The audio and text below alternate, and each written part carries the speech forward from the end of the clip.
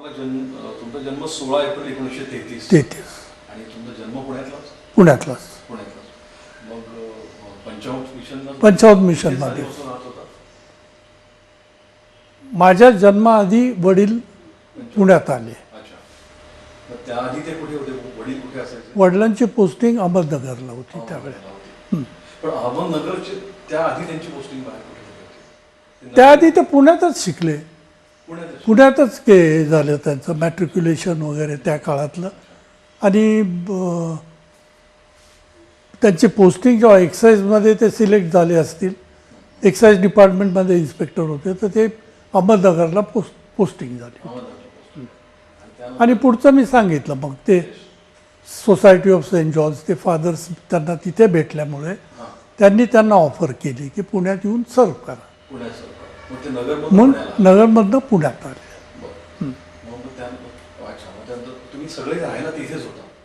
आम्ही पंचावतमध्येच होतो. मिशननी आम्हाला घर चांगलं दिलं होतं राहायला. म्हणजे मागे नाही, हॉस्टेलमध्येच.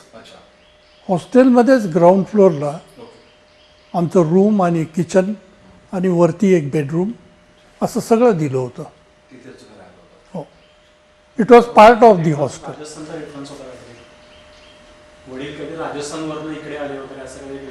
ते ओरिजिनली म्हणजे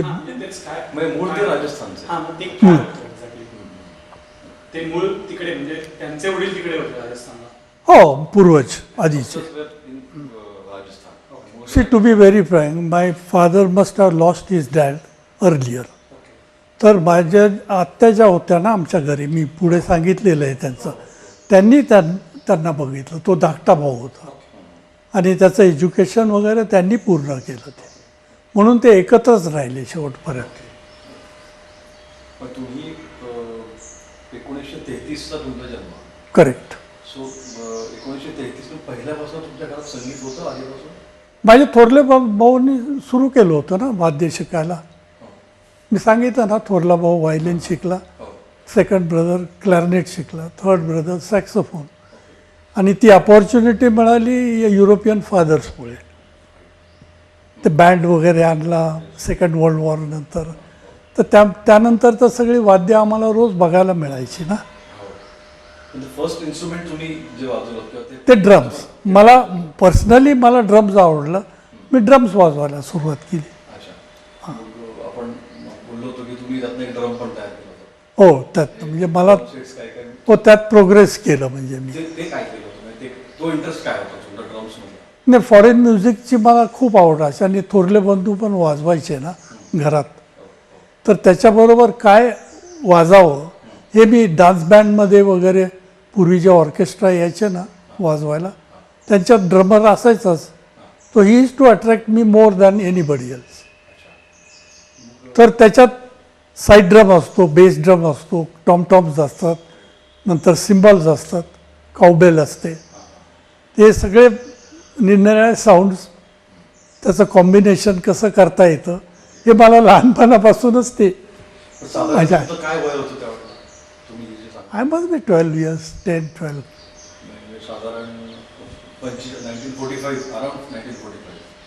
हां, करेक्ट. शिवाजी मराठा पहिल्यापासून नाही, आधी पहिले 2 वर्ष मी तेच मिशन स्कूलमध्ये होतो. सेंट जोसेफ, आपलं सेंट एडवर्ड्स. करेक्ट. त्यानंतर शिवाजी मराठा गेलो. शिवाजी मराठातून मला म्युझिकचं काहीच इन्स्पिरेशन नाही.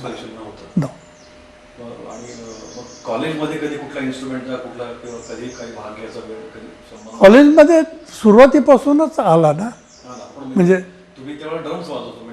हा, मग ड्रम्सनीच सुरुवात केली मी.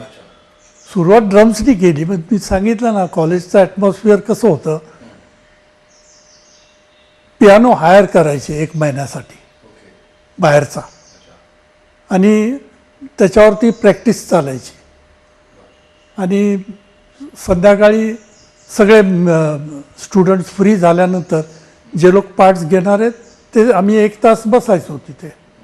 त्यांची गाणी वगैरे कोणाचं काय आहे, तर सितारिस्ट होते, ऑर्गनिस्ट होते, नंतर तबला प्लेयर्स होते, सगळ्या टाईपचे म्युझिशियन्स कॉलेजमध्ये होते. ॲमॅच्युअर म्युझिशियन्स, परंतु त्यातनं त्यात चांगलं कसं होईल त्याचा प्रयत्न आम्ही करायचो. पण इन्स्ट्रुमेंट ड्रम्समध्ये म्हणजे ड्रम्स तुम्ही मी ड्रम्सनी अकंपनी करायला सुरुवात. त्याचा तुम्हाला इंटरेस्ट त्यावेळेला होता. इंटरेस्ट म्हणजे दुसरं काय वाजवता येतच नव्हतं. पण तेव्हा तुम्हाला पियानो म्हणा किंवा पियानो लेट आला माझ्या आयुष्यात. तुम्हाला वाद्य माहिती होतं पियानो? हो, वाद्य माहीतच होतं. त्याचा संबंध वाजवायचा आला नाही नाही, पहिल्यापासून आला नाही. मग तुम्ही पहिल्यांदा पियानोचा तुमचा संबंध चर्चमध्ये झाला? ते चर्चमध्ये पियानो नव्हताच, ऑर्गन होता. ऑर्गन होता.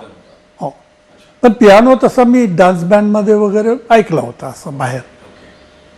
मग तुम्ही आता म्हणजे पुढे जाऊन आपण त्याच्याबद्दल बोलू शकतो. वेस्टर्न म्युझिक किंवा नोटेशन, स्टाफ नोटेशन या सगळ्याची आणि याच्याशी संबंधित होतात. चर्च म्हणजे तुम्ही आता मिशनशी संबंधित होतात. पण तुम्ही पहिल्यापासून तुमचं मराठी एवढं चांगलं कसं? पण मराठीत शिकलो ना मी. शिक्षण सगळं शाळेचं सगळं शिक्षण मराठीत, बरं. तेव्हा तुम्हाला पहिल्यापासून मराठीच भाषा तुमची मराठी भाषा मराठीच. आणि मग त्यामुळे तुमचं सगळं जे सराउंडिंग होतं ते मराठी Yes. आणि हेच होतं. तर तुम्ही ज्या वेळेला सिनेमा आता ड्रम्स वगैरे वाजवायचे त्यावेळेला साधारण सिनेमाचा कोणता काळ होता? म्हणजे कोणते सिनेमे, काय अट्रॅक्शन होतं सिनेमा त्यावेळेस? मी कॉलेजमध्ये असताना मला मराठी फिल्म्समध्ये चान्स मिळाला, ओके. म्हणजे पुण्यात असतानाच. पुण्यात असताना हो. बिफोर 55. बिफोर 55, साधारण 2 वर्ष. मग त्यावेळेला कुठला म्हणजे आता जसा आजचा सिनेमा आपण म्हणतो अट्रॅक्ट करत असतो हम्म. किंवा त्यावेळेला जनरेशनमध्ये मॅटेनी सिनेमा असायचा किंवा सिनेमाचं एक अट्रॅक्शन असायचं. कारण सिनेमा हे एकमेव माध्यम होतं. तसे शाळेत असताना तुम्हाला तो कुठला एरा होता? जसं आपण म्हणतो सैगलचा एरा होता, मग दिलीप कुमारचा एरा होता, असा एरा बदलत गेला. तर त्यावेळेला सिनेमा हे मेजर अट्रॅक्शन काय होतं? म्हणजे who was the star that times? मी स्वतः फिल्म्स बघतच नसे, त्यामुळं स्टारचं असं मला अट्रॅक्शन नव्हतं. कोणत्या फिल्म नाही. म्युझिक तुम्हाला? परंतु म्युझिक बाहेर ते रेडिओवर तुम्ही काहीतरी किंवा म्हणत, मी शाळेत जाताना आम्ही ऐकायचो आणि मग ते खूप वेळ ऐकायचो. हो, म्हणजे आमच्या घरी काय स्टोरी होती? घरी ऐकायला काहीच नव्हतं. तुम्ही व्हेरी त्यावेळेला माध्यम एकच होतं, म्हणजे रेडिओवरती गाणी ऐकायची, रेडिओवरती ऐकायची. तेवढं एकच होतं. हो, तेवढंच होतं. पण म्हणजे आता तुम्ही पहिल्यांदा पण तो रेडिओ सुद्धा आमच्या घरी नव्हता, तोही बाहेरच. बाहेरच. इनफॅक्ट माझं फर्स्ट मी amateur hour Ovaltine amateur or radio सिलॉनचा त्याच्यात मला इन्व्हाइट केलं होतं बॉम्बेला ॲज अन ॲमॅच्युअर म्युझिशियन. त्यावेळेला मी फर्स्ट इयरला असेल कॉलेजच्या. तर बॉम्बेला जाऊन वाजवलं. ते ऐकायला सुद्धा आमच्या घरी रेडिओ नव्हता. नव्हता. मी माझ्या एका मित्राचा लहानसा रेडिओ घरी आणला होता आणि आम्ही संध्याकाळी ते ऐकलं. म्हणजे रेडिओ ही पण श्रीमंत होती त्यावेळेला. रेडिओ इझिली अवेलेबल नव्हता त्यावेळेला. नाही, हां. नव्हताच. पण मग सिनेमा तुम्ही आता स्कूल डेजमध्ये पहिल्यांदा आपण ड्रम्समध्ये बोलतो, तुम्ही ड्रम्समध्ये तुम्हाला इंटरेस्ट होता, तुम्ही वाजवायचा, शाळांमध्ये परफॉर्म करायचा. पण मग तुम्हाला हिंदी सिनेमा, मराठी सिनेमा पहिल्यांदा तुम्हाला आठवतो का? कुठला सिनेमा तुम्हाला अट्रॅक्ट झाला किंवा बघितला तुम्ही? त्यावेळेला कोणते सिनेमे असायचे त्यातलं कुठली? कारण काहीतरी एक म्युझिकल काहीतरी त्यातलं एक सेक्शन असतो, ती गाणी असतात, ॲक्टर्स असतात, ते आपल्याला अट्रॅक्ट करत असतात. काय तर माझ्या माहितीत म्हणजे आठवणीत फक्त गजाननराव वाटव्यांची गाणी त्यावेळेला खूप पॉप्युलर होती. अच्छा. पण ती सगळी वाटव्यांची. नंतर वसंत पवार, सुधीर फडके यांची गाणी ऐकायला मिळायची, मराठी गाणी. 45 to 50s मध्ये हां, साधारण त्या पिरियड. त्या पिरियडमध्ये. तुमचा काहीतरी मित्र होता आणि त्यांनी एकांची काहीतरी ओळख करून दिली वगैरे, परवा तुम्ही सांगणार होते. कोणाची? तुमचा बरोबरचा ग्रुप, बँड ग्रुप मधला एक मित्र होता कोणतरी, त्याची तुम्ही एकांची ओळख करून दिली. त्याचे काका त्यांच्या घरी तुम्ही वाजवायला लागत सगळे एकत्र. ते तुम्हाला म्हणायचे माझ्या घरी ये वाजवायला तुम्ही. आणि मग त्यांनी तुम्हाला दोनदा तीनदा ऐकलं आणि ते म्हणले की मी तुझी मुंबईला ओळख करून देतो असं आपल्या वेळी परवा. हो, ते फिल्म डिस्ट्रीब्युटरचं. ते थोडं आणि ते कॉलेजमधला, दॅट इज कॉलेज पिरियड. ते म्हणजे याच्यानंतर youth festival Youth festival. Youth festival तेव्हा परफॉर्म करायला लागले. लागले. आपण थोडं तिकडे नंतर येऊया. पण युथ फेस्टिवलच्या थोडं आधी, आली. कारण त्यांचंच अकॉर्डियन घेऊन मी युथ फेस्टिवलला गेलो होतो. म्हणजे अराउंड 50 to 53. हां, अराउंड 52. नाही 53च 53. युथ फेस्टिवल झालं. ओके. आणि त्यातलं त्यात तुम्ही मेन्शन करू शकता ते आयरिश ड्रामा होता, तो Irish play which was called काय ते आठवेल मला. तर त्यात बॅकग्राऊंड म्युझिक त्यांना आयरिश टाईपचं पाहिजे होतं. तर मला एक दोन आयरिश ट्यून्स माहीत होते. ते मी अकॉर्डियनवर वाजवल्याबरोबर ते बोलले हेच पाहिजे, दुसरं काही नको. आणि म्हणून मी सिलेक्ट झालो होतो. नाहीतर ड्रामामध्ये मी पार्ट नव्हतोच घेत.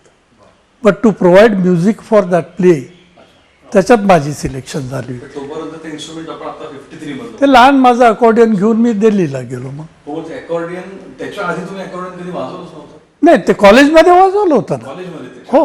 म्हणजे ड्रम्स तुम्ही जे शाळेत परफॉर्म करत होता म्हणजे अराउंड 50s पर्यंत, हम्म. तोपर्यंत तुम्हाला ड्रम्स तुम्ही तो कुठे परफॉर्म करायला मिळालं नाही. मिळालं नाही. ते घरच्या घरीच भावांना अकंपनी करायचं बरं. असं म्हणजे. पण कॉलेजमध्ये फर्स्ट इयरपासून तेव्हा माझा next brother was playing saxophone, तो कॉलेजमध्येच होता. हो. तर त्यांनी सोलो वाजवायचा म्हणजे त्याला मी अकंपनी करायला ड्रम्स घेऊन गेलो होतो. That time I was not in college, okay. म्हणजे I was schooling that time. आता मग तुम्ही कंपनी करण्यासाठी म्हणून कॉलेज स्टुडंट. कॉलेजमध्ये गेलो. तर तेव्हापासून जसं म्हणजे लोकांना माहीत झालं की एक आहे कोणतरी ड्रम वाजवणार, आणि वडील तुमचे बँजो वाजवायचे ना? Banjo banjo वाजवायचं.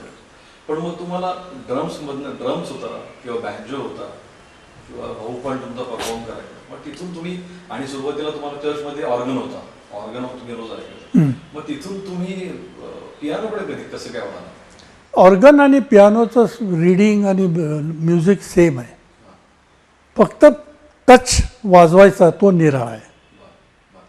तर पियानोचा म्हणजे मला संधी अशी मिळाली की माझ्या थोरल्या बंधूंनी जो क्लॅरनेट वाजवायचा रेल्वेत होता, त्यांनी मला बाहेरनं एक त्याला अपॉर्च्युनिटी मिळाली. कोणीतरी एक Anglo Indian couple, they shifted to Australia, आणि त्यांच्याकडं पियानो होता. So they wanted to get rid of it. तर यांनी घेतला तो पियानो आणि पुण्यात आणून दिला. असं झालं ते. So, पियानो म्हणून तुम्ही पहिल्यांदा आणि पियानो घरी आल्यामुळं फादर्सने मला, जे मला ऑर्गन शिकवत होते, ते बोले आता तर तुझ्या घरी पियानो आलेला आहे, तो पियानो शिकायचा तू. अच्छा, असं झालं. तुम्ही आधी ऑर्गन शिकत होता? ऑर्गन सुरुवात केली होती शिकायला. ऑर्गन तुम्हाला कोण कधी त्याच फादर. फादर शिकवायचे? हो फादर शिकवायचे? हो, फादर स्लेट. मग तुमचं ऑर्गन वाजवणं तुम्ही त्यावेळेला फक्त चर्चमध्ये? चर्चमध्येच. चर्चमध्ये बाहेर कुठे मिळणार ऑर्गन इन्स्ट्रुमेंट मोठंच होतं. मोठं. हां. मग त्यानंतर तुम्ही पियानो ना त्यानंतर पियानो. कॉलेज डेज मध्ये तुम्हाला पियानो माहिती होता? हो हो. ड्रम्स मध्ये तुम्ही ऑलरेडी ड्रम्स हो. आणि पियानो दोन्ही इन्स्ट्रुमेंट्स तुम्हाला माहिती होते? तर मी सांगितलं ना, आमचं 1 month पियानो आणून ठेवायचे. हो. तर आम्हाला मध्ये बराच वेळ मिळायचा. हां. त्यामुळं सगळे स्टुडंट एकत्र आले की मी पियानोवर बसायचो आणि कोणाला काय गायचं त्याला अकंपनी करायचं. तर सगळ्या लोकांना माहीत झालं की हा पियानो तर चांगलाच वाजवतोय आणि हिंदी गाणे वाजवू शकतो, म्हणजे त्या लोकांना नवीन झालं ते. बाकी पियानिस्ट पण दुसरे पण होते, काही पारसी होते काय, पण ते इंडियन म्युझिक वाजवत नव्हते.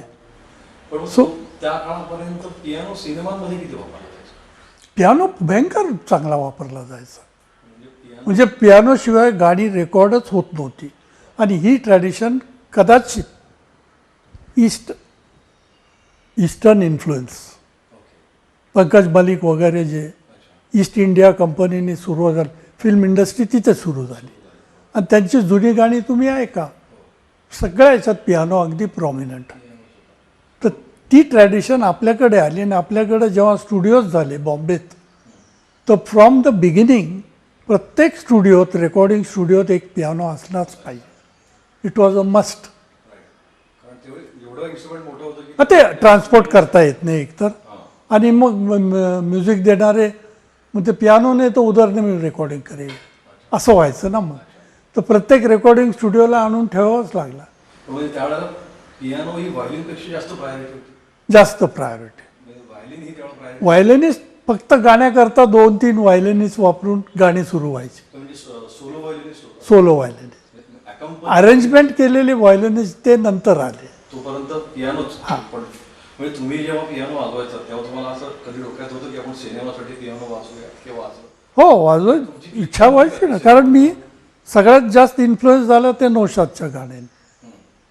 अंदाज पिक्चर, सगळीच गाणी पियानोवर इतकी छान वाटायची ऐकायला. तर त्यामुळं मला मग त्याच्यातच इंटरेस्ट जास्त वाढला, आणि लोकांनाही ते आवडू लागलं. असं झालं. आणि पियानो तसा बाहेर फार वाजवला जायचा नाही. बाहेर मिळत नसं ना, मिळत नसं. रेकॉर्डिंग मध्ये ऐकायला मिळायचं किंवा तुम्ही कॉलेजमध्ये Correct. तेवढं ऐकायला मिळालंच. Correct. मग ही साधारण किती सालची गोष्ट तुम्ही म्हणताय? आता तुम्ही कॉलेजमध्ये पियानो जो वाजवतो साधारण 53 सालची गोष्ट आपण म्हणतो. अप टू 1955 55 मध्ये मी बॉम्बेला शिफ्ट झालो. मग तुम्ही सिनेमाशी संबंध मुंबईत गेल्यानंतरच आला का पुण्यात? पुण्यात मराठी फिल्मचा आला फक्त, तुम्ही सगळ्यात सुरुवात पहिल्यांदा मराठी केली. मराठी. मग तो तुमचं वाडिया कॉलेजला तुम्ही होता, हां, तर तो तुमचं कनेक्शन तुम्हाला सांगितलं. तुम्ही जो वाडिया कॉलेजमध्ये होतात आणि तुम्ही सांगितलं की स्टुडिओत जायचो मी. हो, मला इंटरेस्ट होता म्हणून मी जाऊन तिथे बघायचो की म्युझिशियन्स कसे वाजवतात आणि काय काय होतं. तर त्या इंटरेस्टने मी जाऊन तिथे बसायचो. म्हणून मला एक दिवस रामभाऊंनी म्हणजे राम कदमांनी विचारलं की तू रोज येत असतो इथे, कधीतरी असतोच म्हणजे तू, तर काय करतोस, म्हणजे काय वाजवतोस का काय? तर मी म्हटलं मला म्युझिकमध्ये इंटरेस्ट आहे, मी पियानो वाजवतो आणि कॉलेजला जाता जाता जरा वेळ असतो म्हणून मी ऐकून जातो. मग आम्हाला वाजवून दाखव असं ते बोलल्याबरोबर मी वाजवून दाखवलं आणि त्यांना इतकं आवडलं की ते बोलले हेच तर आम्हाला पाहिजे होतं. असं म्हणून वसंत पवारची ओळख केली, सुधीर फडकेंची ओळख केली, असं करून ते सुरुवात झाली माझी. साधारण 1951 सालची गोष्ट. हो, असेल 51-52 तो पिरियड. 51 मध्ये तुम्ही वाडिया कॉलेज.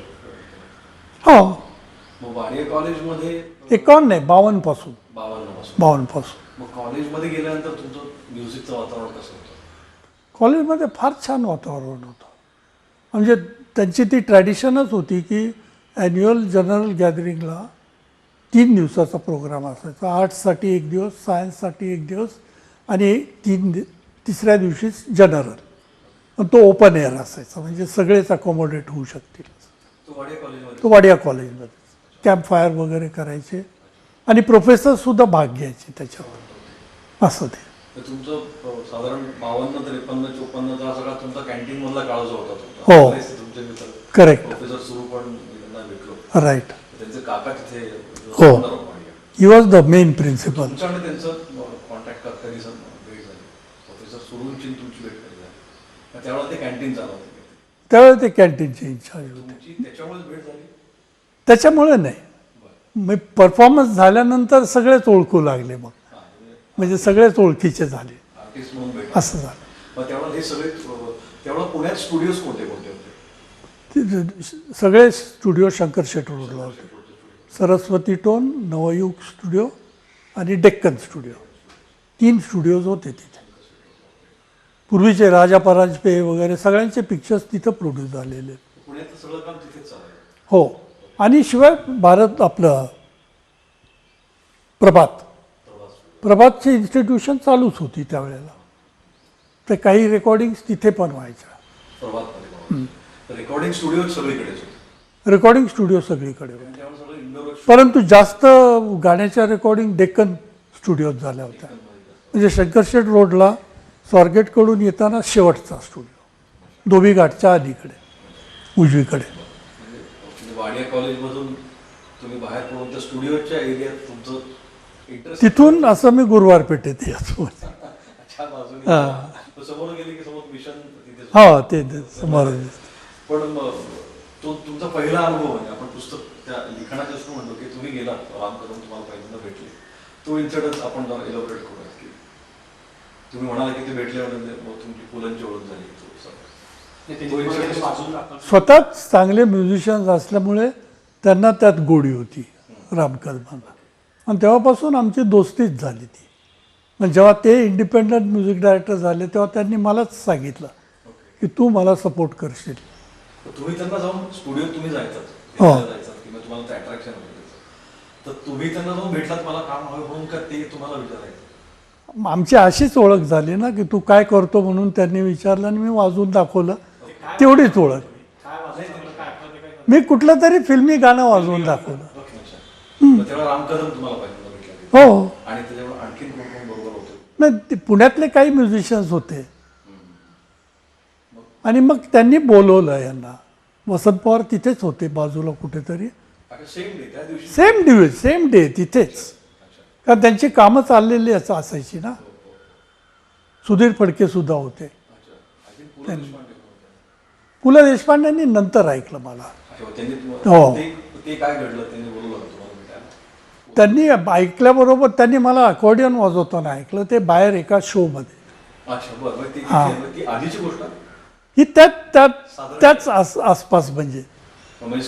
गॅदरिंग म्हणता तुम्ही का स्टेज? हो, तर त्यांना अकॉर्डियनची फार म्हणजे हे होती बरं. आवड. पण ते बोलले अनफॉर्च्युनेटली आपल्या पिक्चरमध्ये संधीच नाही आहे हे वाद्य वापरायला. म्हणून ते बोलले तू पियानो वाजव. म्हणून ते गुळाच्या गणपतीत मी पियानो वाजवतो. तुमची पहिली फिल्म होती गुळाची? का गुळाचे गणपती. म्हणजे तुमची पहिली सुरुवात झाली मराठी सिनेमापासून? हो, मराठी.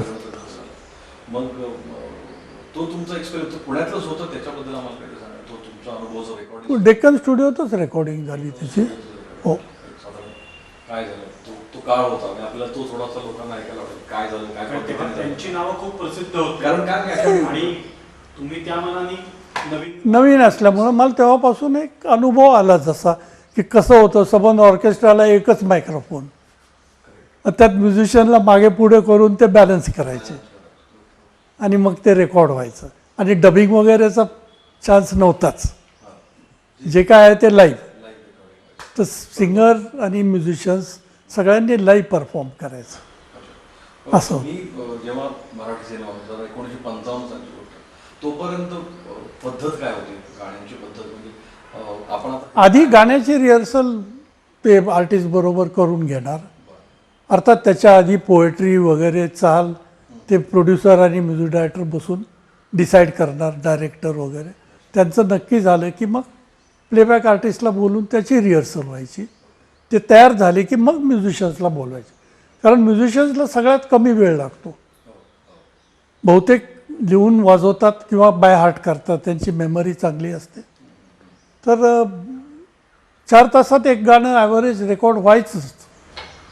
म्हणजे सिनेमा सुरू करताना त्यावेळेला आपल्याकडे वेस्टर्न म्युझिक मराठीमध्ये फार वापरलं व्हायचं नाही. पद्धतही नव्हती. नव्हती. तर जसं आपल्याकडे नाट्यसंगीताची परंपरा होती ना. नाट्यसंगीत जरी म्हणजे वेस्टर्न म्युझिक जरी वापरता आलं नाही आलं तरी शुद्ध मराठी राहून आपण वेस्टर्न स्टाईलनी तेच प्रेझेंट करू शकतो. ओके. हे नंतर प्रूव्ह झालं. नंतर सुरू झालं. पण म्हणजे त्यावेळेला टेक्निकली ते कसं मॅच करायचं तुम्ही? नाही, पण हळूहळू त्यांचंही ज्ञान वाढत गेलं ना. म्हणजे तोपर्यंत पाठ करायचा असं एकच गणित होतं. हो, गाणं पाठ करायचं. पण कसं आहे, प्रत्येक सुराला हार्मनी आहे. प्रत्येक सुरात हार्मनी आहे. परंतु आपल्या हिंदी संगीतात किंवा इंडियन म्युझिकमध्ये हार्मनीला इम्पॉर्टन्स नाही दिला गेला. फक्त आपण स्वरमंडळावर अवलंबून राहतो की त्याच्यात जे काय व्हायब्रेट होईल तीच हार्मनी. किंवा सतार लावली की सतारच्या खाली तराफा असतो, त्याच्यात सगळे सूर असतात. तर त्याला सिम्पथॅटिक जे सूर आहेत ते व्हायब्रेट होतात. परंतु त्याला इम्पॉर्टन्स असा दिला नाही आपल्या संगीतात. सुराचं जेवढं महत्व तेवढंच महत्व देण्यात आलं. त्याची प्रायोरिटी त्याच्या त्याला अकंपनिंग, त्याला इम्पॉर्टन्स यायला काय आपण वाढवू शकतो. आणि ते ज्ञान मला बिकॉज ऑफ चर्च म्युझिक. पण म्हणजे चर्च म्युझिकमध्ये मी फादर स्लेटकडे ते शिकलो. हां, त्याच्यामध्ये तुम्हाला नोटेशनची पद्धत नोटेशनची पद्धत असू दे, परंतु जे ओरिजिनल चर्च म्युझिक जे आहे, ज्याची धर्मगीतं जी आहेत आमची हिम्स, ती हिम्स जी आहेत ती हार्मनीवर बेस्ड आहेत सगळी. नुसती मेलडी नाही आहे. त्या मेलडीच्या 4-4 नोट्स हार्मनी आहे. आणि म्हणून सिंगर्समध्ये सुद्धा त्यांनी कॅटेगरी केलेली. देवानी प्रत्येकाला गाण्याची ती रेंज दिलेली नाही. त्यामुळं काही सोप्रानी वरती, त्याच्या खाली आहेत ते ऑल्टोज, त्याच्या खाली आहेत ते टेनर्स आणि त्याच्या खाली आहेत ते बेस. असे 4 व्हॉइसेस डिवाईड झाले. आणि त्या 4ही व्हॉइसेस करतात त्या मेलडीला अनुसरून त्यांचे पार्ट्स लिहिलेले असतात.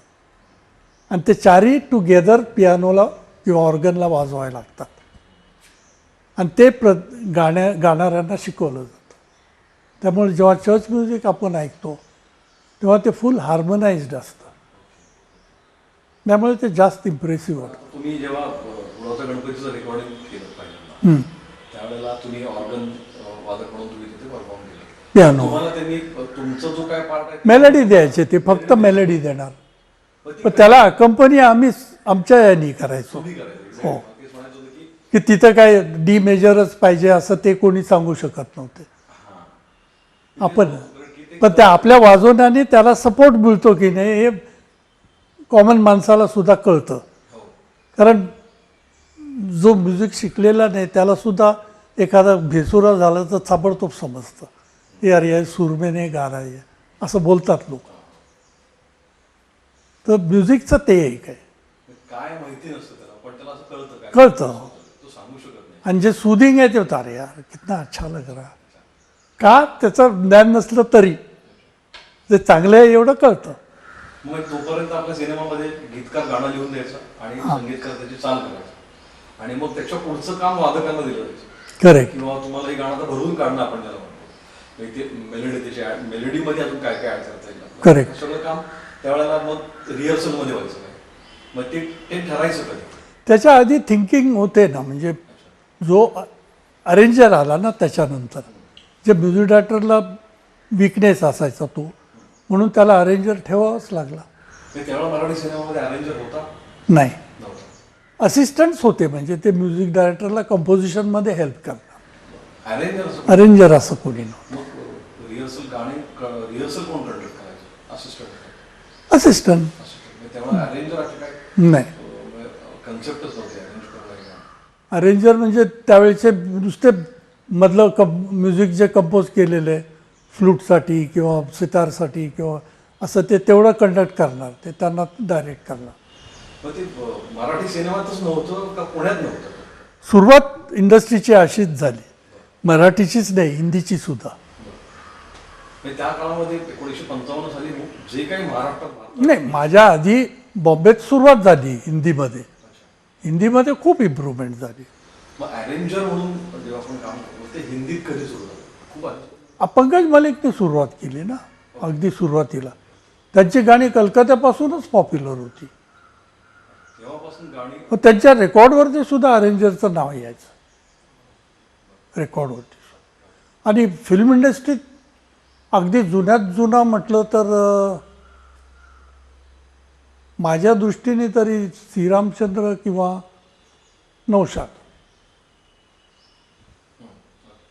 यांनी अरेंजरची नावं द्यायला सुरुवात केली म्हणजे स्क्रीनवरती पण मग त्यावेळेला म्हणजे थोडा विषय वेगळा की असे कोणते कंपोजर्स होते की त्यांना पियानो येत होता म्हणजे नौशादजी त्यांना पियानो येत होता येत होता म्हणजे तेवढा नव्हता येत पण ते पियानोवर वाजवू शकत होते कंपोज त्याच्यावर हां. असं म्हणजे ते काय काम करायचं करेक्ट पण पियानिस्ट म्हणजे पियानो वाजवणार असं म्हणून त्यावेळेला असं कोणी नव्हतं आर्टिस्ट की बाबा ज्याला आपण Salil Chowdhury was the first थोडंफार त्यांना येत होतं म्हणजे ते piano. आणि हार्मनी सुद्धा समजत होते हो म्हणजे तोपर्यंत त्याची प्रायोरिटी तेवढी नव्हती नाही जी आपण piano- ती अरेंजरनीच आणली सगळी काय म्हणजे आपण पंकज मलिक नंतरचा पिरियड जो म्हणतो हो आणि ते म्युझिक डायरेक्टरला कॉन्फिडन्स होता की बा हे चांगलं आहे आणि हे आणलं पाहिजे इंडस्ट्रीत आणि ते बोल्डली काम केलं ते श्रीरामचंद्र कारण ते रात्रीला नाईट क्लब्समध्ये बार्समध्ये वगैरे ते जायचे त्यांना शौक होता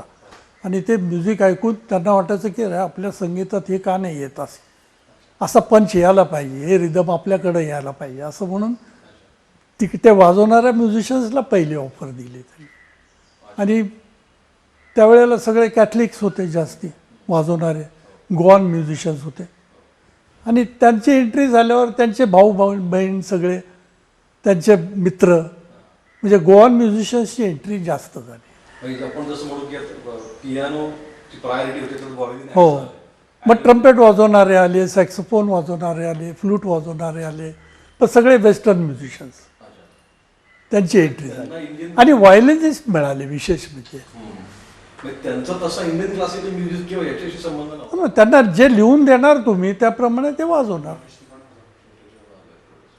त्यांना कुठल्या रागमध्ये आहे ते काय वगैरे ते समजायची गरजच नाही कारण जे लिहिलेलं आहे ते वाचणार ते मग गुळाचा गणपती जेव्हा तुम्ही सिनेमा केला तो पूर्ण सिनेमा तुम्ही केला नाही 3च गाणी मी वाजवली होती तीनच.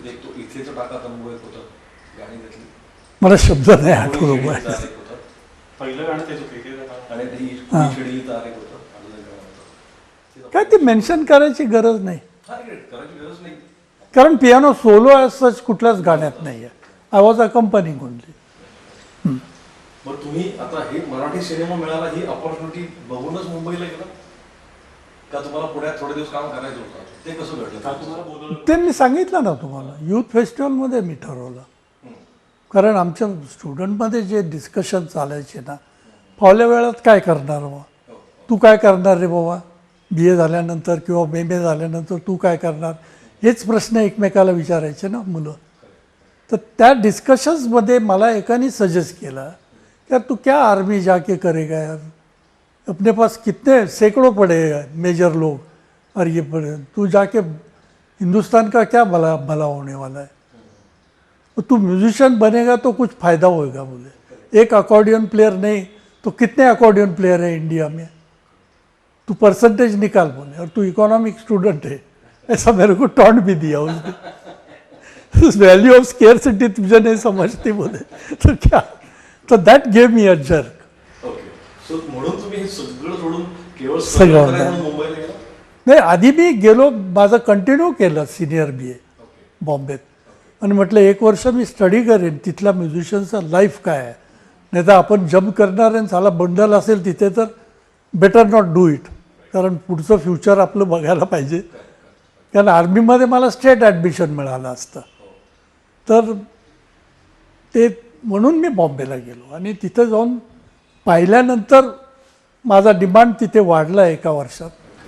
आणि त्यामुळं मी डिसाईड केलं. मग तेव्हा पुण्यात तुम्ही गुळाचा गणपती एवढा एकमेव सिनेमा केला का आणखी? नाही, मग केले ना, वसंत पवारांचे काय केले होते, बरं. पुण्यात वाजवले होते मी काही, पण मग सिनेमे कोणते तुम्हाला आठवतात? नाही आठवलं. कारण त्यावेळेला ते मी आता बऱ्याच जणांशी बोलतोय, त्यांचं म्हणणं तेच होतं. ते म्हणले की आमच्याकडे इतकं काम यायचं ना की आम्ही काम करायचो आणि प्रोडक्शनचं नाव लिहिलं तर लिहिलं. आणि त्यावेळेला आम्ही इन्कम टॅक्सही देत नव्हतो, कारण इन्कमच नव्हता काही. तर बॉम्बेला गेल्यानंतर माझं सुरू झालं इन्कम टॅक्सचं. मी I use to keep complete file, daily कुठे रेकॉर्डिंग झालं, कुठल्या प्रोडक्शनचं होतं, किती पैसे मिळाले, ते अकाउंट 57 लिहायला सुरुवात केली. आणि तेही माझा मित्र होता पटवर्धन म्हणून, तोही वाडियनच होता. आणि he was income tax practitioner in Bombay.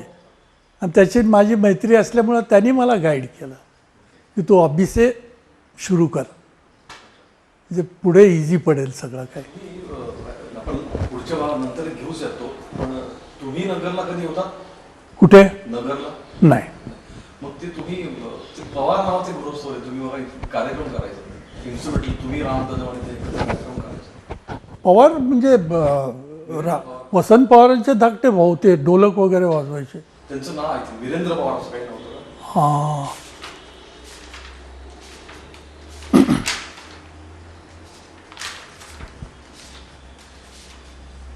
कारण काय तुम्ही इन्स्ट्रुमेंटल शोज करायचा, तुम्ही राम कदम आणि ते नंतर का? नाही, ॲक्च्युली ते नंतर झाले. कारण ते नगरचे होते. रामभाऊचं पॉप्युलॅरिटी झाल्यानंतर त्यांचे शोज सुरू झाले. सुरुवातीचे माझे शोज जे होते ते माझे ॲमॅच्युअर आर्टिस्ट म्हणूनच सुरुवात केली होती मी. आणि नंतर लोकांना ते आवडू लागले, मग ते रिपीट झाले, सगळ्यांचे इन्व्हिटेशन्स येऊ लागले एकानंतर. असं झालं.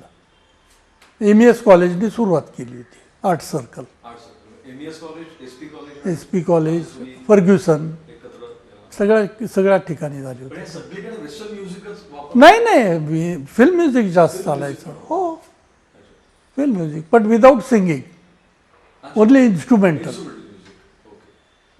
कारण लोकांना ती कल्पनाच नव्हती ना की इन्स्ट्रुमेंटल म्युझिकसुद्धा लोकांना आवडू शकतं.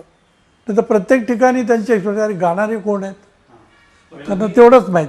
तुम्ही जोपर्यंत असे शोज करायचा तोपर्यंत इन्स्ट्रुमेंटल शो होत नव्हते आपल्याकडे. हिंदी नव्हते होत. जे काय व्हायचे ते क्लासिकल व्हायचे. म्हणजे आपण तुम्हाला असं म्हणू शकतो की you are the pioneer of instrumental pioneer, yes, in this instrumental shows. Show. आणि त्याला एनहान्स केलं मी because I invited Van Shipley. मग दोघांची जोडी आमची खूपच स्ट्रॉंग झाली. दोन्ही कॉन्ट्रास्टिक इन्स्ट्रुमेंट असल्यामुळे गिटार आणि अकॉर्डियन, तर ते जास्त इम्प्रेसिव्ह झालं लोकांना. तुम्ही नंतर दौरे पण भरपूर केले. खूप दौरे, खूप खूप म्हणजे असंख्य, हिंदुस्थानात आणि हिंदुस्थानाच्या बाहेर. तुम्ही तलत निर्मळ बँकचे होते तो फोटो फार सुंदर होता. म्हणजे ते मला काल हे म्हणाले 3 मस्किटियर्स. अशोक दत्त मला म्हणाले येस आम्ही त्यांना इन्स्पेक्टर म्हणायचं म्हणाले. ते हा. इतके छान असे डिसेंट असायचे म्हणाले used to call him inspector म्हणायचे. छान व्यवस्थित वेल ड्रेस होता म्हणजे अतिशय शांत पोलाईट आणि इन्स्पेक्टर म्हणायचं म्हणजे पण ही वॉज व्हेरी हॅपी आणि काल भेटलो तेव्हा ते म्हणाले अजून काय की आपण जर आठवलं तसं मी सांगतो म्हणजे आता आठवत नाही ते म्हणजे आठवणं मागचं कारण तेच आहे की आम्ही लिहूनच ठेवायचो कारण त्याची वेळच कधी यायची नाही. त्याची रोज पण काम असायचं. गरज पण नव्हती ना. आणि काय होतं आणि करायचं काय? म्युझिक डिरेक्टर बदलायचा त्यावेळेला आम्ही ड्रीमसुद्धा केलं नाही की याला इतका इम्पॉर्टन्स येणार आहे पुढे. नाहीतर श्रीरामचंद्र, सलील चौधरी, खय्याम आमच्या घरी कितीदा आम्ही गप्पा चालायच्या आमच्या. कधी मनात आलं नाही की फोटोज घेऊन ठेवावे. कधीच आलं नाही मनात. तर केवढे फोटोज जमले असते. पण म्हणजे तुम्हाला घरी सगळं इन्स्ट्रुमेंट सगळे वाजवायचे म्हणजे घरच्यांना माहितीच होतं पण त्यांना मान्य होतं तुम्ही फिल्ममध्ये काम करा घरच्यांना नंतर पटलं ना ते. म्हणजे 1 वर्षानंतर त्यांनी बघितलं की बाबा याचा source of income is worth म्हणजे it is better if he might improve. आणि मला 1-1.5 वर्षात फॉरेनला जायचा पण चान्स मिळाला ना तलत बरोबर. So that was the biggest lift. पण मी तुम्ही सुरुवातीला ठरवलं होतं की मुंबईत जाऊन बघू आधी काय हो. आणि ते गाडी सुरू झाली तुम्हाला परत आज आपण इथं पोहोचलो परत यावंच लागलं नाही तुम्हाला. तुम्ही आर्मी जॉईन नाही केली तर आमच्यासाठी खूप मोठं हो. घरचे कोणी म्हणले नाहीत का आर्मी जॉईन कर असतो म्हणून पुढे? नाही असं फोर्स नाही केला. कोर्स नाही. पण they would have been happy कारण आमच्या घरात सगळेच जण गव्हर्नमेंट सर्व्हिसमध्ये होते ना. थोरला बंधू एक्साईजमध्ये, second brother in railways, third brother in police department. आता चौथा माझ्याहून धाकटा जो होता त्यांनी हे केलं PhD केलं. He was in Poona university but then settled in America. असं झालं. तुमच्याबरोबर आता शाळेमध्ये असलेले आता मिलिटरीमध्ये रिटायर फक्त माझ्या ओळखीचे आता ज्यांचा संबंध आहे असे दोघंच आहेत आता. एक पांढरे म्हणून आहेत आणि एक रॉजर्स म्हणून आहे, जॉर्ज रॉजर्स. ते निगडीला राहतात आणि पांढरे सिंहगड रोडला राहतात. असतील अजून दुसरे पण अजून समोर आले नाही. समोर नाही. आपण मागच्या वेळा बोललो होतो की साधारण 1953 साली तुम्ही पहिल्या अकॉर्डिंग तुमच्या पडलं बेबी अकॉर्डिंग बेबी अकॉर्डियन. परमानंद नावाचा मित्र होता. हो परमानंद. ते काय करतात ऑर्गन एकदम ऑर्गन ॲक्च्युली जे माझे क्लासमेट होते ते वारले. ज्यांच्या थ्रू मी त्यांच्या घरी जाऊ लागलो. He is no more. But he also worked as assistant to his father. He was a film distributor. आणि त्यांचं मरीन ड्राईव्हलाच ऑफिस होतं. आणि he was one of the leading distributors त्यावेळेला. त्यामुळं सगळे म्युझिक डायरेक्टर्स वगैरे त्यांच्या चांगल्याच ओळखीचे होते.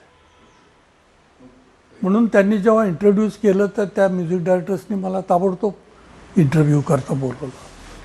ऑर्गन आपण म्हणालो की आपलं पियानो सोडून एकदम आपल्या हातात तुम्ही म्हणालात की ऑर्गन आलं माझ्या नाही त्या बॉम्बेला जायच्या आधी मी मोठं अकॉर्डियन घेतलं ना. मोठं ऑर्गन तुम्ही पहिल्यांदा जे घेतलं तुम्ही म्हणालात की काहीतरी हो. तुम्हाला मित्रांनी दिलं तर तो प्रसंग काय होता गॅदरिंगचा काहीतरी होता? नाही मित्रांनी जे तो माझा क्लासमेटच असल्यामुळे कॉलेजमध्ये मी सांगितलं ना ती गाणी सगळी शंकर जयकिशनची सिलेक्ट झालेली त्यात अकॉर्डियन होतं.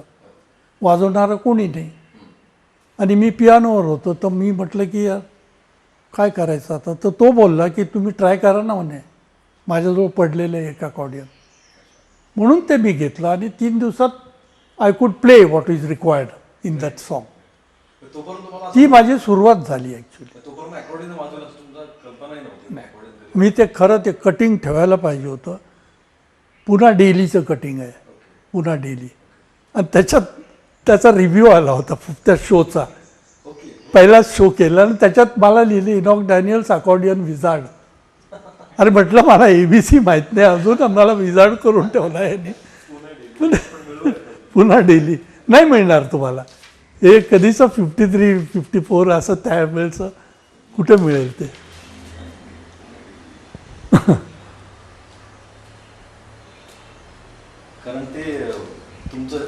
स्वराचं मॅगझिन मिळालं मला. अच्छा. ते ते घाटे म्हणून जे मुंबईत होतं हां हां. ते मिळालं मला मॅगझिन. अच्छा, अच्छा. ओके. फ्रंट पेजला मोठा फोटो आहे शिकले तुम्ही आणि ते तिघं जणांचा. हा तुम्ही आता फार सुंदर फोटो तुम्हाला मला मिळालं ते मॅगझिन. पण तसं असंही कुठेतरी मिळेल रिसर्च पुणे डेली ओके. अजून आपल्याकडे राहत नाही ना तुम्हाला. तुम्ही मुंबईला गेलात आणि तुमची वॅनची प्लेटची लगेचच ओळख झाली. 1955 साली. थोड्या दिवसातच म्हणजे थोडे दिवस झाले. तुमचे दौरे लगेचच सुरू झाले. तिथे गेल्यानंतर कसं झालं, ओपी नयरकडे माझी जेव्हा ओळख झाली तर ओपी नयर मला रोज बोलवायचे की तू कॉलेजला जाताना इकडे येऊन ब्रेकफास्ट करून जात जा म्हणे माझ्याबरोबर. ते चर्चगेटला राहायचे फेवेलला आणि मी याला जायचो ना विल्सन कॉलेजच्या मागे. ते कुठलं कॉलेज मी नाव घेतलं होतं मग पटकन आठवत नाही. भवन्स हां भवन्स कॉलेज. तर तिथून ते इझी पडायचं. तर अशी आमची ओपिनियरची ओळख झाली आणि ओपिनियरकडे हा मिलन गुप्ता यायचा त्यावेळेला माउथ ऑर्गनवाला. तर मिलन गुप्ताला HMVने चान्स दिला होता रेकॉर्ड करायला आणि त्यांनी मला रिक्वेस्ट केली की तू माझ्या रेकॉर्डला येऊन अकंपनी कर मला. आणि म्हणून मी HMVत पहिल्यांदा गेलो HMV स्टुडिओत. तर तिथं गेल्यानंतर सगळ्यांची ओळख झाली त्या रेकॉर्डिस्टची वगैरे. ते बोलले छान वाजवतोस तू, इथं बऱ्याच रेकॉर्डिंगला उपयोग होईल असं तसं. आणि व्हॅन शिपलेची तिथे ओळख झाली. अँड दॅट रिमेंड म्हणजे that multiplied our this thing in future. आपण शिक्षण थांबवायचं येतं. त्याचा एक काहीतरी उल्लेख करायला कॅमेरा रेकॉर्ड नाही, व्हॅनचा उल्लेख एवढ्यासाठी करा की इन्स्ट्रुमेंटल म्युझिक लोकांमध्ये पॉप्युलर करण्यात आमची पायनियर जोडी होती ती, की त्याची फार मदत झाली. म्हणजे मी त्यांच्याबरोबर पहिला शो वाजवला तो जबलपूरला. म्हणजे he was already popular those days. मला सिनियर असल्यामुळे तो 6 years सिनियर टू मी. तर जबलपूरला गेलो. जबलपूरहून येता येता आम्ही नागपूरमध्ये प्रोग्राम केला. असं म्हणजे आमचे चालूच राहिले. मग त्यानंतर सगळीकडे इन्व्हिटेशन्स येऊ लागले, वाढू लागले. आणि मी त्यांना पुण्यात इंट्रोड्यूस केला. तर पुण्यात वाडिया कॉलेजमध्ये एक शो केल्यानंतर सगळ्या कॉलेजेसनी परत बोलवायला सुरुवात केली. असं झालं. काय ते नर्स होत्या काय तुम्ही? Retired nurse. मग त्यावेळेला त्या गायच्या त्या गायच्या पण जास्त रिलिजियस गाणी. हो. पण मग त्यांना उर्दू गझल वगैरे त्यांच्यामुळे तुम्हाला कळालं? ते त्यांना काय झालं, आमचं बॅकग्राऊंड जे आहे ना, माझ्या वडिलांचं एज्युकेशनसुद्धा आधीचं एज्युकेशन उर्दूत झालेलं होतं. हायर स्कूलला ते याच्यात आले, म्हणजे पुण्यात आल्यानंतर इंग्लिश बिशप स्कूललाच ते कुठे झाले.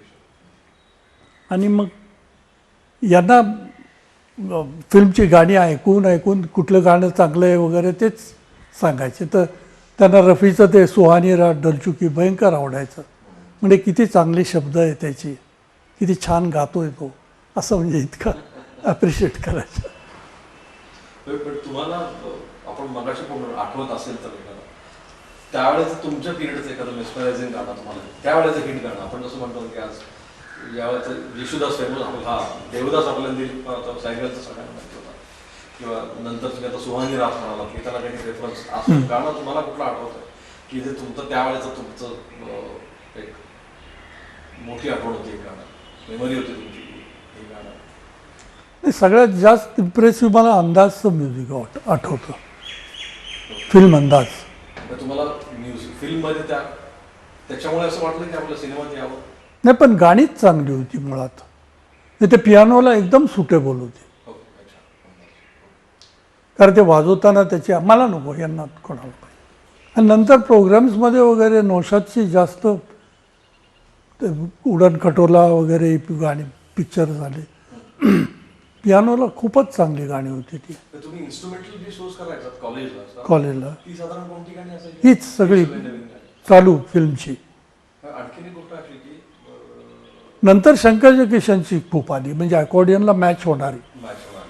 जसं तुम्ही सुरुवात केली की इन्स्ट्रुमेंटल शोजला आपण म्हणू की तुम्ही पायनियर आहात, तुमच्या बाजू सुरू झालं, तर असे ऐकलं मी की नॉनस्टॉप पण तुम्ही सुरू केलं, नॉनस्टॉप गाणी. नॉनस्टॉप काय गाणी नॉनस्टॉप आता नंतर क्रेज झाली बघा, नॉनस्टॉप हिटची हे आली. नॉनस्टॉप 20, नॉनस्टॉप 30 अशी अशी क्रेज जी craze झाली झाली. तर ती सुरुवात तुम्हीच केली नाही असं काहीतरी वाचायला पाहिजे. नाही म्हणजे आमचा प्रोग्राम सुरू व्हायचा तो इंटरव्हलपर्यंत चालायचा. पण त्याला असं हे काहीच नसायचं. नाही ना, मध्ये ब्रेक दुसरं काहीच नसायचं ना, दुसरं काहीच नसायचं. म्हणजे इन्स्ट्रुमेंटल नॉनस्टॉपची सुरुवात पण तुमच्यामुळे झाली. हां म्हणजे आम्ही त्याला टायटल तसं दिलं नव्हतं, अच्छा. पण ते absolute पण ते आमच्या दोघात अंडरस्टँडिंग इतकं चांगलं असायचं माझं आणि शिपलेचं, की त्यांना माहिती आहे की बाबा 2-3 गाणे कंटिन्युअस वाजवल्यावर मी पण थकणार, हो. मग ते मेलडी तो घेणार गिटारवरती, अच्छा. मग मी फक्त इंटरलूड पीसेस वाजवणार मधले. अच्छा. हे तुमचं असं अंडरस्टँडिंग ते असं असायचं. तर तुम्ही त्यांच्याबरोबर सगळे दौरे केले ते बाहेरचेच होते का? बाहेरचे नाही, हिंदुस्थानात सगळीकडे केले ना. गुजरातमध्ये जास्त दौरे केले. हो, महाराष्ट्र सबंध महाराष्ट्र केला, गुजरात केला, मध्य प्रदेश केला, दिल्ली, कलकत्ता, सगळीकडे जाऊन आलो आम्ही, सगळीकडे. नंतर सगळं नंतर होतं. हो, तर ते चालूच राहिले प्रोग्राम्स म्हणजे. आपण आता मुंबईपर्यंत शिक्षण इथे थांबूया. एक शिक्षण किती वेळाचं झालं? 47. 50 मिनिट्सचं एक सेशन झालं. टीव्ही मुंबई काय तुम्हाला वाटतंय राहिलं? आता तरी परवा बोलण्यात त्याच्यात काही नाही काही राहिलं. नाही. तो एक फक्त सरने ड्रमचा उल्लेख केला की तो पायाने वाजवायचे, ते स्क्रूचं वगैरे केलं. तो हो. रेकॉर्ड केलं, मागच्या वेळेला घेतलाय वाटतं. तो रेकॉर्ड केलेला मागच्या वेळेस, पण तुम्ही व्हिडिओ कॅमेरा रेकॉर्ड नाही केला. ते इन्स्ट्रुमेंट त्यांनी मला सांगितलं ना की ते हॅट्स हा, ते पण ते फक्त तेवढंच नाही. तेव्हा त्यावेळेस सांगितलं की चमचे आणायचो, हे आणायचो. आणि नाही म्हणजे नुसतं ड्रम वाजवणं नाही, मला ओरिजिनली त्या क्रिएटिव्ह आयडियाज होत्या माझ्यात. इन्स्ट्रुमेंट नुसतं क्रिएट करण्या पलीकडे सुद्धा ती क्रिएटिव्ह आयडिया होती. हो, त्याचा काय असायला पाहिजे. निरनिराळा उपयोग कसा होऊ शकतो ते. ते सगळंच तुम्ही केलं होतं ते? माझ्या फक्त केटल ड्रम होता हो, म्हणजे साईड ड्रम जो असतो त्याला केटल ड्रम म्हणतात, तो एकच ड्रम माझ्याजवळ होता. तर त्याच्यावर बाकीचे साऊंड्स कुठून येणार, मग ते आर्टिफिशियल मी सगळे क्रिएट केले होते. ते तुम्ही समजा चमचे bass वगैरे आणि हो, करेक्ट. पण तुम्हाला ड्रम्स बद्दल खूपच इंटरेस्ट होता. हो, खूप इंटरेस्ट ते होता. कशामुळे होतं तुला जास्त? का त्यावेळेस तेच एक समोर आलं म्हणून असं? असेल, पण त्याच्याशिवाय दुसरी गाणी चालतच नव्हती ना. म्हणजे ताल नसला तर नुसतं सोलो कोण ऐकणार, वेस्टर्न म्युझिक असल्यामुळे त्याची गरज होती. ऐथिकच होतं. रिदमची गरज लागते. एकदम आवडत्या दृष्टीने विचार. आवड होती, पहिल्यापासून होती मला आवड. तुम्ही ते केलं, तुम्ही चमचे आणि याच्यातून आपण काहीतरी रिदम करू शकतोय, हा कॉन्फिडन्स तुमच्याकडे होता आधी असं? हो, किंवा ते नाही आणि फॉर्च्युनेटली कसं झालं ते, तिकडच्या फादर्सनी आणि माझ्या वडिलांनी सुद्धा अगदी बेसिक ट्रेनिंगपासून मला ड्रम शिकवला. असं नाही की मी वाजवू लागलो, म्हणजे अक्षरशः 2 स्टिक्स घेऊन ऑर्डिनरी स्टेप्सवरती, दगडावरती ती अशी मारली की 2दा त्याचा आवाज निघाला पाहिजे, टक टाक, त्याच्या नॅचरल व्हायब्रेशन ते असा. तर त्याची प्रॅक्टिस केली आधी, मग ते जोडून मग कसं काढता येईल ते काढलं, असं म्हणजे सिस्टमॅटिकली शिकलो. त्यामुळं ते हे झालं. इन्स्ट्रुमेंट नव्हतं म्हणून तुम्ही ते तयार केले इन्स्ट्रुमेंट. हां, त्याच्यातून करेक्ट, एक्झॅक्टली. तर तुम्ही काहीतरी एक सायकलवरचा अनुभव सांगत होता परवाच्या दिवशी. सायकल जाताना मी एखादा ट्रान्झिस्टर घेऊन जायचो वगैरे समथिंग नाही, असं सायकल जाताना कुठे काही गाणी ऐकलं ना? ऐकलेत ते कॉलेजमध्ये असताना. हा, म्हणजे ते मगाशी कारण घरी रेडिओ नसल्यामुळे बाहेर कुठं चान्स मिळाला तर तो सोडला नाही पाहिजे ना. कारण तुम्ही काहीतरी एकाच नोटेशन सायकलवर बसून सायकलवर बसून लिहिलं होतं, कारण आम्हाला ते गाणं पाहिजे होतं कॉलेज करता. ओके, youth आणि ते गाणं जेव्हा लागलं तर मी सगळं त्याचं नोटेशन म्हणजे हे केलं. तेव्हा त्या रेकॉर्ड रूम्स वगैरे होत्या का? तेव्हा त्या रेकॉर्ड रूम्स असायच्या ते पैसे कॉईन टाकून गाणी ऐकायचं असं होतं तेव्हा? कॉईन टाकूनचं नव्हतं, पण भाड्याने मिळायचे रेकॉर्ड. रेकॉर्ड भाड्याने मिळाले हो, 3 आणे फक्त 24 तासाला. 24 तासाला. हो. तेव्हा त्या अशा ते रेकॉर्ड रूम्स असे ना. मी नेहमी आणायचो. ते विजय चित्रमंदिरच्या समोर एक दुकान होतं लहानसं, त्यांच्याकडनं मी नेहमी हायर करायचो. त्या याला त्या आर्काडॉकीच्या त्या चौकात तिथे पण होते रेकॉर्ड. तिथे पण होतं का? तिथे. अच्छा अच्छा. आणि ते विजय ऑफिस होतं ते बंद झालं नंतर. ते ऐकायला घोडे म्हणून एक जण होते शनिवार पेठेत, ते ऐकायला यायचे म्युझिक असं अच्छा. 3 आण्यांनी वगैरे असं. नंतर अरेंजर झाल्यापासून जास्त फिल्म काम, मग शोज कमी केले आणि फिल्मचं काम जास्त केलं. तुमच्या तारका क्लॅश व्हायला लागल्या त्या बाहेरच्या. काय ते तुमच्या डेट्स क्लॅश व्हायला लागल्या. हा डेट्स असंच नाही, पण रिस्पॉन्सिबिलिटी वाढली ना Responsibility वाढली. अरेंजर झाल्यावर. आणि दौऱ्यात म्युझिशियन असलं तर you can refuse the take, बाबा आय एम नॉट अवेलेबल. आणि आधीपासून मी कोणालाच म्हणजे ऑब्लिगेशन म्हणजे असं ठेवलंच नाही की परमनंट मी तुमच्याकडे आणि तुमच्या प्रत्येक रेकॉर्डिंगला मी असलं पाहिजे, असा कोणाशीच संबंध ठेवला नव्हता. If I am available I am come, you be the first to call me. म्हणजे calling is your responsibility. If I am available I am coming to you. पण दुसऱ्याने कोणी बुक केलं असेल तर I must go there, whether he small or big. तुमच्याकडे कॉन्टॅक्टची काय साधनं होती? फोन होता ना तेव्हा. फक्त घरी फोन होता. हां म्हणजे तुम्ही दौऱ्यावर असताना तुम्हाला पुढचा दौरा घरी आल्याशिवाय कळायचा नाही. नाही, पण इतका आधी बुकिंग करायची गरजच भासत नसतं ना. फिल्म रेकॉर्डिंगला जास्तीत जास्त आठवडा बुकिंग करायला. एवढं आधी प्लॅनिंग कोणी करत नाही. हां, ॲज अन अरेंजर आधी प्लॅनिंग करतील की बाबा नवीन फिल्म साईन केलेली, त्यांना एप्रिलमध्ये द्यायचे. गाणी पाहिजेत, म्हणजे आपण जानेवारीपासून रेकॉर्डिंग करायला सुरुवात केली पाहिजे, असं प्लॅनिंग मोठ्या मोठ्या पिक्चर्सचं व्हायचं. परंतु ॲज अ म्युझिशियन जे अवेलेबल आहे म्युझिशियन्स त्यांनाच बोलवतात. पण interesting होतं. तसं तुम्ही अगं हे नाही शिकलात, According. अकॉर्डियन नाही शिकलात, तुम्ही डायरेक्ट शिकला अकॉर्डियन. ते इन्स्ट्रुमेंटमध्ये इम्प्रूव्ह करण्यासारखं त्यातून काहीच करता येणार नव्हतं. जे आहे तेच वाजणार. फक्त लेफ्ट हँड कसा यूज करायचा, राईट हँड कसा यूज करायचा आणि बेलो कसं. गरज नाही लागली तुम्हाला. हां, त्याच्याबरोबर सुरुवातीला मला पण असा ब्रिदिंगचा त्रास व्हायचा त्याच्या बेलोबरोबर. असं व्हायचं कधी कधी. जवळ आहे. Then I got used to that. असं म्हणजे